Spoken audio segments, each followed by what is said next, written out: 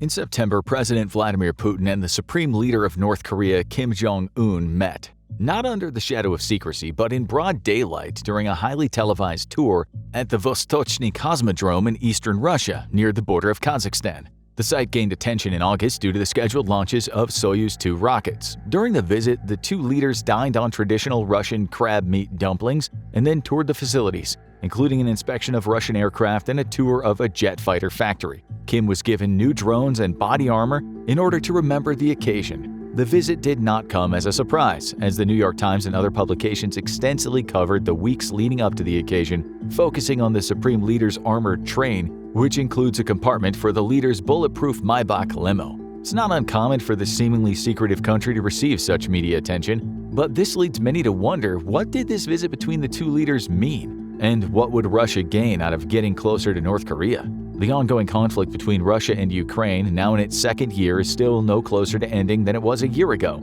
However, the impact of the numerous sanctions imposed on Russia over the past year and a half is believed to be taking its toll on the war effort. Also in July, Antony Blinken acknowledged that Ukraine had reclaimed about 50% of the territory seized by Russia since the conflict began in February 2022, perhaps showing that the war is swinging back into Ukraine's favor. This statement sets the stage for President Joe Biden's ongoing commitment to supporting Ukraine, which he reaffirmed as recently as October 3, 2023. The United States, along with its allies, have provided significant support to Ukraine during the conflict. Since 2014, the U.S. alone has provided $46.7 billion in security assistance, including more than $43.9 billion since the start of the ongoing conflict in February 2022. Additionally, the U.S. has invested over $44.5 billion in security assistance since January 2021 to demonstrate its commitment to Ukraine's sovereignty and territorial integrity. This aid has been directed toward providing weapon system, training, and intelligence that Ukrainian commanders need to defend against Russia. In the summer of 2023, the U.S. agreed to allow its European allies to train Ukrainian pilots to operate U.S.-made F-16s and eventually supply those warplanes to Kyiv. NATO's played a crucial role in coordinating Ukraine's requests for assistance, ensuring that nations from the alliance provide humanitarian aid and non-lethal support. Since 2014, cooperation between NATO and Ukraine has deepened in critical areas, leading NATO partners to pledge 500 million euros to address Ukraine's urgent needs. Building on this commitment at the 2023 Vilnius Summit, NATO allies agreed to extend their support for Ukraine through a comprehensive multi-year assistance program. This program aims to assist Ukraine in transitioning from Soviet-era standards to NATO norms, encompassing training and doctrines. Steps have also been taken to strengthen political ties with Ukraine. The establishment of the NATO-Ukraine Council serves as a dedicated forum for crisis consultation and decision-making, ensuring that all NATO members and Ukraine have an equal say in addressing security challenges. While reports of a Ukrainian counteroffensive, redirected munitions from the United States, and continuous support from global alliances have raised speculation about Russia's need for assistance, it's worth noting that China's overt support hasn't been publicly stated, and their position on the matter seems somewhat ambivalent. The situation may highlight the reason why Russia is exploring an unfavorable partnership with North Korea, as suggested by the recent visit. However, it's not certain what overall benefit this partnership would provide Russia, as their potential alliance is with a country that doesn't have a modern military and is seen as a threat to overall global stability. The answer to this international enigma might surprise you. Since 2010, Russia has made it a strategic priority to modernize and strengthen its military capabilities. Recognizing the need for a robust defense posture, Russia embarked on an extensive endeavor investing billions of dollars in upgrading its armed forces' weaponry and systems. These investments encompass not just the modernization of equipment, but also extensive restructuring of organizational frameworks and the development of innovative attack strategies. This comprehensive approach has resulted in Moscow's firepower surpassing that of Kyiv's, both in terms of quantity and, prior to the conflict, quality. Through continuous advancements, Russia aims to maintain a formidable military force capable of effectively addressing evolving security challenges and safeguarding national interests. The Russian military, known for its world-leading electronic warfare capabilities, powerful fleet of modern aircraft, and advanced armored vehicles, was thought to be a formidable force. However, in 2022, Russia faced significant losses in the Ukrainian war, which triggered a reassessment of their tactics. Confrontations with NATO alliance systems have compelled the Russian military to deviate from their established doctrine, adapting to the evolving battlefield.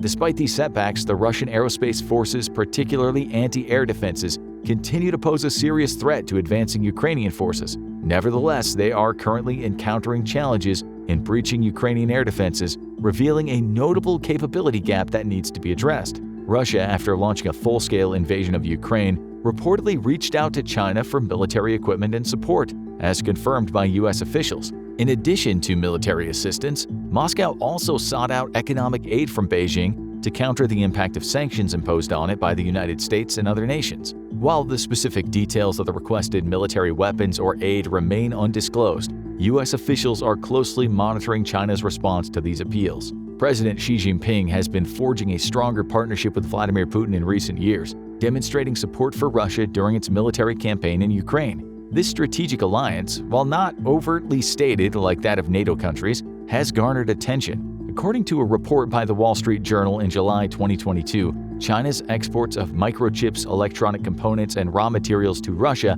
have more than doubled in the first 5 months of 2022 compared to that same period in 2021. This significant increase in trade not only signifies China's defiance against retaliatory sanctions, but shows the deepening economic ties between the two nations. It's important to note that many of those exported goods, such as jamming technology, have potential military applications. This has caught the attention of the Biden administration, which is actively working to outline the consequences that China may face for aligning with Russia. According to some U.S. officials, there may be a possibility of dissuading Beijing from further escalating its assistance to Moscow. Chinese leaders might prefer to offer rhetorical support for Russia without getting further involved in the conflict by providing military aid. However, the situation remains uncertain, and the international community is closely monitoring the evolving dynamics between Russia, China, and their involvement in the ongoing conflict in Ukraine. If successful, Russia will find itself out of one of its only partnerships. Speculation suggests that North Korea's manufacturing power could potentially benefit Russia,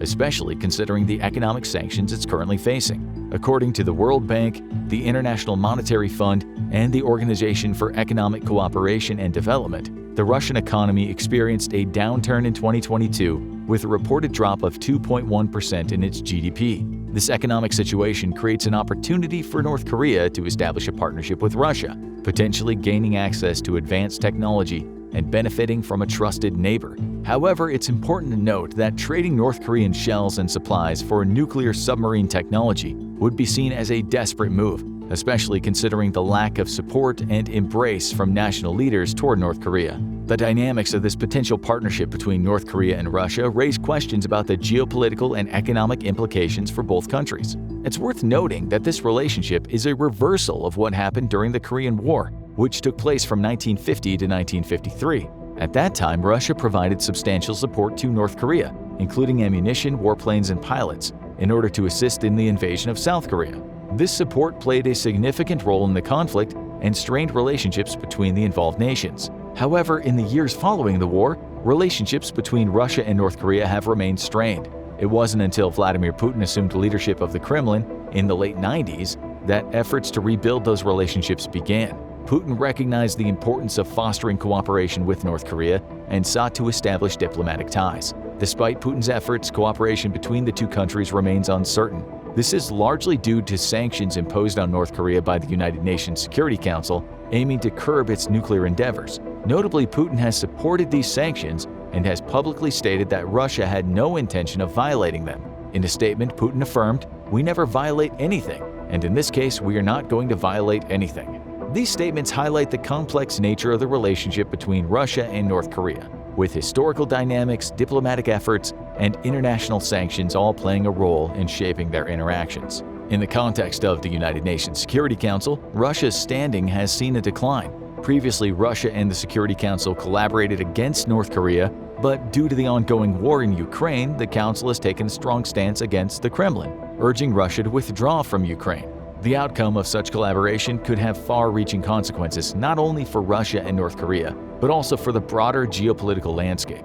However, one may wonder why, if this were a negotiation between a supplier and a wartime force, why were so many cameras involved? The procession of Kim's entourage leading up to the visit with Putin was televised, including photographs of the meeting itself. If this were a discrete deal-making venture, contradicting the UN Security Council and the many countries that identified North Korea as a global threat, why would they make their actions so widely known?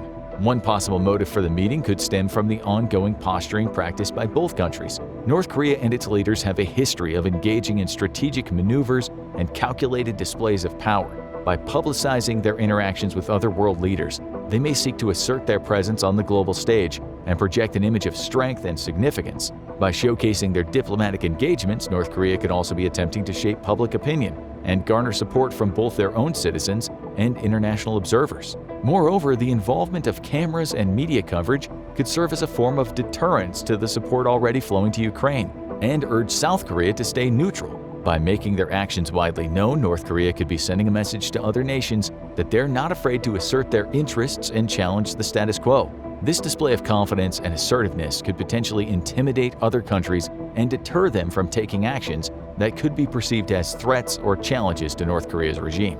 Yet, shows of force are a common tactic employed by global powers at various points in history. For example, the United States military frequently engages in training exercises alongside NATO troops in close proximity to the Russian border, demonstrating its commitment to collective defense. This practice has occurred prior to the most recent conflict, showcasing the importance of preparedness and deterrence. Similarly, Russia and China have conducted identical exercises on their western borders, showcasing their military capabilities and sending a message to neighboring countries. These exercises serve to demonstrate their strength and readiness to defend their interests. In June, the United States responded to anti-US rallies in North Korea by promptly deploying B-52 bombers, known for their nuclear capabilities, to South Korea. This display of power aims to convey a clear message of deterrence and protection to North Korea and other potential adversaries in the region. While some of North Korea's attempts at displays of strength, such as videos of shirtless soldiers training and breaking chains, have been criticized and debunked, despite directly targeting the growing public sentiment of US troops becoming soft and weak, other displays have had a more threatening impact. These include military parades and the launch of ballistic missiles in 2021. Preceded by direct warnings to the Biden administration. North Korea claims that these missiles are capable of reaching targets 373 miles away, well within range of US bases in South Korea, adding to the tensions in the region. Russia, on the other hand, has also made considerable shows of force beyond its military aggression along the Ukrainian border. As Winston Churchill once said, Russia is never as strong as you fear or as weak as you hope. This statement reflects the complex nature of Russia's power dynamics and the importance of understanding its capabilities and intentions. However, it's highly unlikely that this recent development is a genuine show of force, mere posturing, or even an actual show of progress in military capabilities. While the economic sanctions have undoubtedly had a significant impact on Russia's economy and will continue to threaten its future prosperity, it's important to note that Russia is in a much stronger position compared to the relatively weakened North Korea. In this complex geopolitical landscape, it becomes clear that there is not much for Russia to gain from a partnership with North Korea. The competing interests, conflicting ideologies, and geopolitical considerations make such a collaboration unattractive for Russia. Conversely, North Korea lacks the purchasing power and economic leverage to entice Russia into a meaningful partnership. Therefore, while the possibility of a partnership between Russia and North Korea cannot be entirely ruled out, the current circumstances make it highly improbable and not in either country's best interest. The dynamics of the situation, combined with the geopolitical realities, suggest that any perceived partnership is more likely a strategic maneuver or a temporary alignment of interests, rather than a genuine alliance. Additionally, China, which is arguably the more imposing and capable player, would not view this trade-off as beneficial. China's actions toward North Korea, like those of Russia and most of the world, have been aimed at limiting military power, particularly nuclear capabilities, despite their historical support during the Korean War. China, despite having a mutual defense treaty with North Korea, has also supported UN Security Council sanctions against the country. Simply put, a strong North Korean military is not of interest to China. As already mentioned, Russia has shown concerns over their nuclear program. This dynamic between North Korea and its allies paints a complex picture of alliances and tensions in East Asia. The fact is, North Korea has a history of defying the interests of even its allies, which somewhat isolates itself. A very likely possibility is that this is a direct warning to South Korea.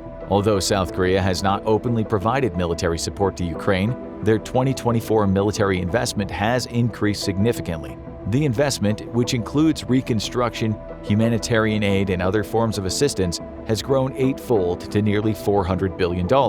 This substantial increase in investment showcases South Korea's commitment to strengthening its ties with Ukraine and supporting its development. It's important to note that there has been no confirmed supply of ammunition or weaponry from South Korea to Ukraine. Currently, it's only been the United States and several other NATO countries that have been actively supplying ammunition, fighter jets, funds, and other military equipment to Ukraine. Since the actions of China, Russia, and most countries in the world regarding North Korea have been primarily focused on limiting their military power and nuclear capabilities, it seems too risky of a maneuver for a still competitive Russia to take at this point. The international community, including China and Russia, recognizes the importance of maintaining stability and preventing the proliferation of nuclear weapons in the region. Allying themselves to North Korea would prove the opposite of this. However, in the end, North Korea's visit to Russia may serve as a valuable opportunity for both countries to strengthen their relationship. This could have far-reaching implications not only for the two nations involved, but also for the broader geopolitical landscape. The coming days will shed light on the true significance of the meeting, revealing the potential impact it might have on the ongoing war efforts and regional stability. Now watch, could alliance of China, Russia, North Korea, and Iran destroy NATO? Or watch this video instead.